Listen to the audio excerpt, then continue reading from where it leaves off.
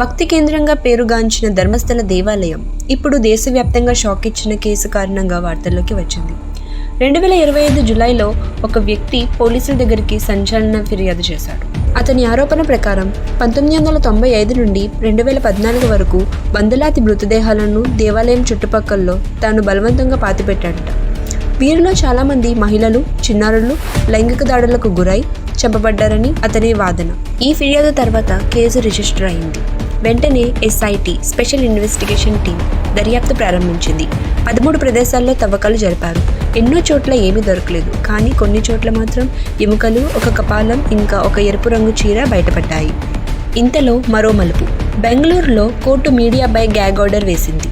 వేలాది వార్తా లింకులు, వీడియోలు తొలగించబడ్డాయి. అయితే హైకోర్టు ఆ ఆర్డర్ను రద్దు చేస్తూ ఇది ప్రజలకు తెలియాల్సిన విషయం అన్నట్టుగా తీర్పు ఇచ్చింది. ధర్మస్థల రహస్యం ఇంకా వెలుగులోకి రాలేదు. కానీ ఒక్క విషయం మాత్రం స్పష్టంగా ఉంది. ఈ కేసు నిజం బయటపడితే ఇది కేవలం కర్ణాటకనే కాదు, దేశవ్యాప్తంగా సంచలనాన్ని రేపుతుంది.